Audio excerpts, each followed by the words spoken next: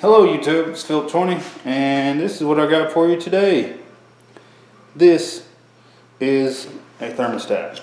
This thermostat is going to control my outdoor temperature for the pump to turn on and off. The water pump. Once it reaches a certain set point of, it could be 120 or 130 degrees. Once it reaches that temperature outside, then it's going to start the pump. When it finishes the temperature at 130 to 120, it's going to turn off, and it's going to turn back on when it comes up again. That way, I'll be able to keep the temperature in a coil hotter. I want to be, I want to be able to have a lot hotter water. And if I run the pump the way it is, it indefinitely runs, and it will only reach 120, 130 degrees if that the temperature, inside gets hot too. So what I've decided to do is to indefinitely run this system off of a circuit that has no electrical current. It just turns on and turns off by temperature. This uses no power whatsoever. It's completely mechanical, and I'm just going to stick it in there just like that at my preset point at 125 or 130 degrees. I haven't decided yet. I'm thinking 125 would probably do well. That's going to allow hot water to come in. I mean, steaming hot water. That's awesome. To come right in, heat up my water reservoir. Once it heats the reservoir, it'll go through the coil. It'll heat the coil, and then it'll turn back off once ever the temperature reaches satisfaction. My thing is about this, I may end up adding to the water heater from heating the air to also heating a water reservoir for my hot water at my house. Because I think that it's easier to heat hot water than it is to heat the garage. If it's going to save me electricity, then that's what I prefer to do. But I'm going to proceed with this. I'm going to show you a transformer. That's a 24 volt transformer that I'm using to control this. Okay, and I'll be right back. This here is a heat pump transformer. It'll transform 208 volts or 240 volts to 24 volts. So with this transformer here, the common is black. It says common black, and then it says 208 red, and then 240 orange. So if I was hooking up 240 to this, I would go with black and orange, and I would wire nut the red one off. And then the two that comes out of this side is called the secondary coil windings. This is the two wires that's going to give me 24 volts after I have the 240 wired up. That's on the standard home wiring. Depending on where you live, you might have 208 volts. That's just really depends on where you live, but I think most places in America for residential is 240. This transformer, it will draw somewhere around 4 amps at a full load with a bunch of parts on it. But we're not going to be running a full load. We're going to be running a digital thermostat, and then we're going to be running 1 or 2 relays. Once those relays are met, I'll be pretty much satisfied with how everything's going, and we're going to proceed further with the project. This is part of the wiring system. I'm going to be running a 24 volt circuit through this, and then it's going to go into a relay, which is going to turn the pump on.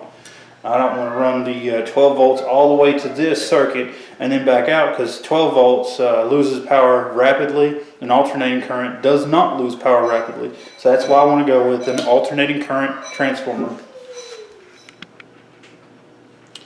Okay, check this out. This is the wiring of this system.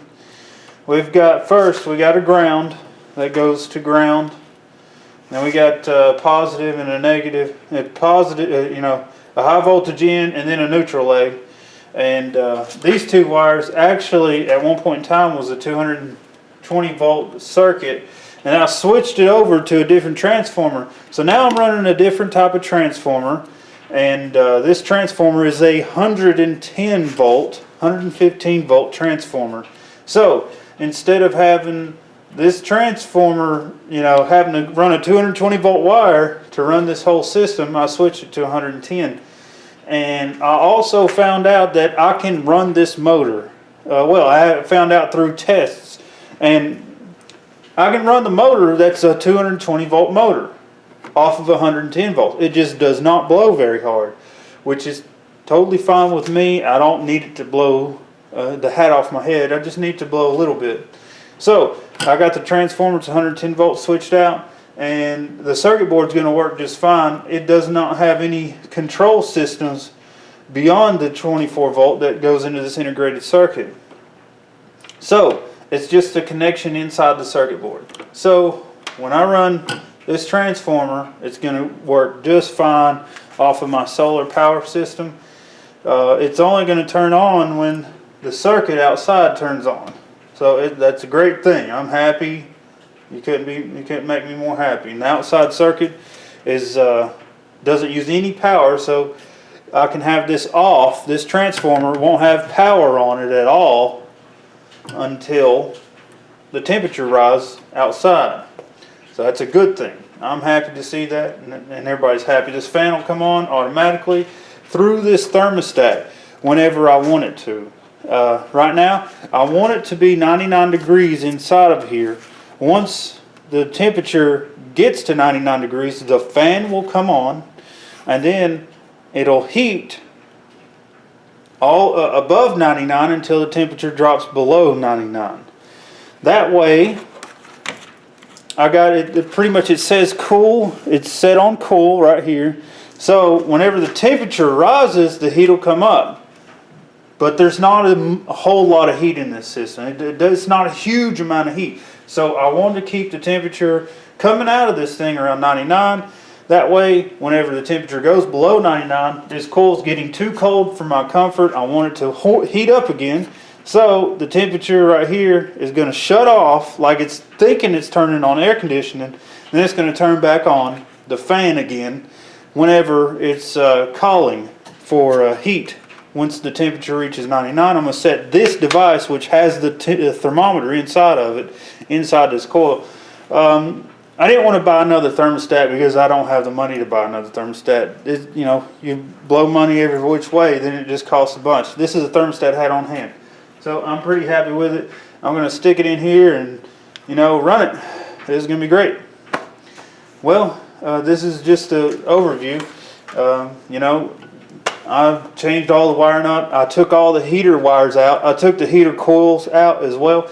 That way nobody can stick their hands in here and think that there's power or get hurt or whatnot. I don't want nobody to get, you know, weird or whatnot.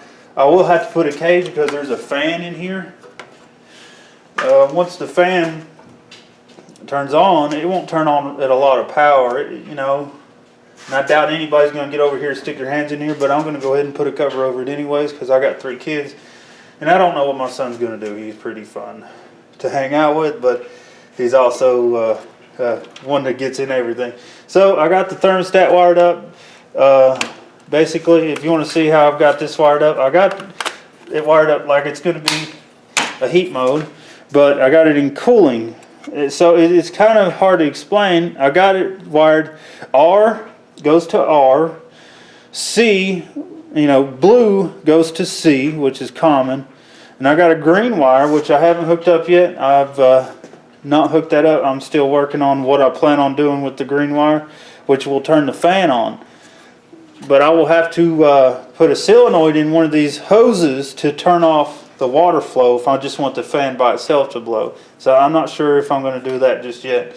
And then this white wire, I got it on Y. I always use white for electric heat, you know, or gas heat. And in this case, we're running water heat. So white is going to be off of the Y, which is normally air conditioning. So when I stick this thermostat that I've already preset inside of this compartment and I leave it in there, it's going to run like it's going to be in cooling. It won't turn the fan on until it reaches 99 degrees, and then it'll turn the fan off but when it gets below 99 degrees. Inside this box, not outside. Outside it's obviously going to be cooler. I want the fan to run when it's above 99 degrees. And when I want it to turn off, I don't want it to exhaust all of our heat, because it removes a lot of heat from outside coil, and I want that thing to stay good and hot. And then we also got our, water reservoir on top. So I'm just going to go ahead and try to explain it to you. Also, I put a relay on this pump. So I got my 12-volt battery bank slightly on the side over here. You can't see it from where you're at, but it's right over there. And it's going to run off of one of these heater relays. The heater relay itself, there's two circuits.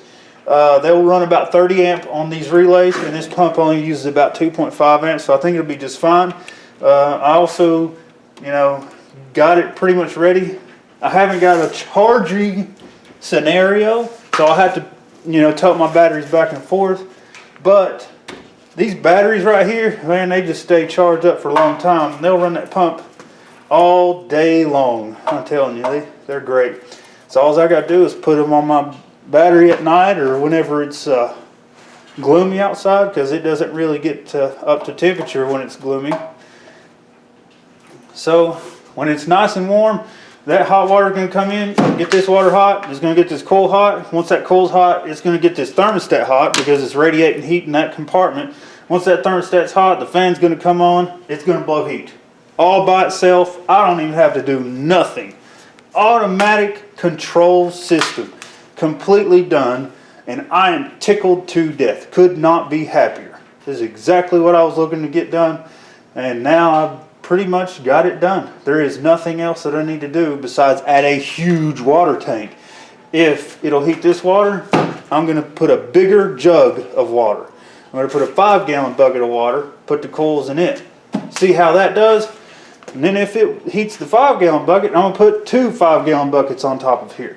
And if it heats 2, I'm going to put 3. If it heats 3, I'm going to put 4. I'm going to put as many as the top of this thing will hold. And we'll find out how well it'll heat. I'd say in the summertime, this thing's going to heat so much water, I'm going to have extra left over. And then I'm going to put a coil inside of one of these 5-gallon buckets, the hottest one probably, for my hot water in my house. If it does that good, I'll run that hot water off of another coil, and that'll tickle me to death. But this is Philip 20 showing you what I've got going on. I'm gonna go ahead and stick this deep inside of here, and I'm done with that. No more work on that. Well, YouTube, this is the end of the video. This is basically what I wanted to go ahead and show you. I hope this is something that you will like. I hope you hit the like, subscribe, or if you don't like it, hit the thumbs down. Tell me what you think I did wrong and what I should have done next time. That way you guys can understand.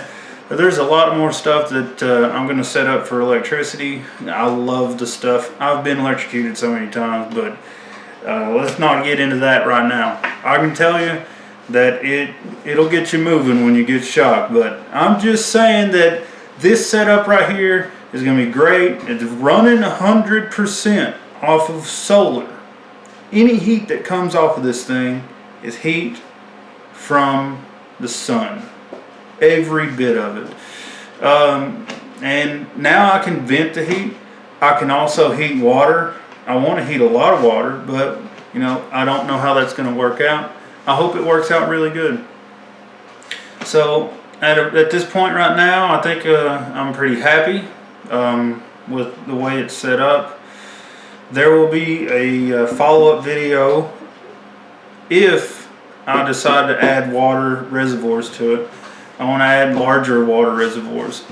Maybe a 55-gallon drum. I would have to insulate the outside of it. Or maybe if I was to find a water heater, I would have to cut it open though. See, that's a problem. I would probably much rather have a 55-gallon, steel tank than a plastic one. but they're really expensive to get a tank. But you know, as of right now, this is what we got. Maybe I can find a used water heater that has broken components, and I can clear it out and cut it open, put a coil inside of it so we can transfer heat to another place, and you know, maybe heat my home water with it. That'd be great. I mean, I'd be tickled to death to do that. So this is Philip 20 again with Guns, Games, and Racing. And I'll holler at y'all later.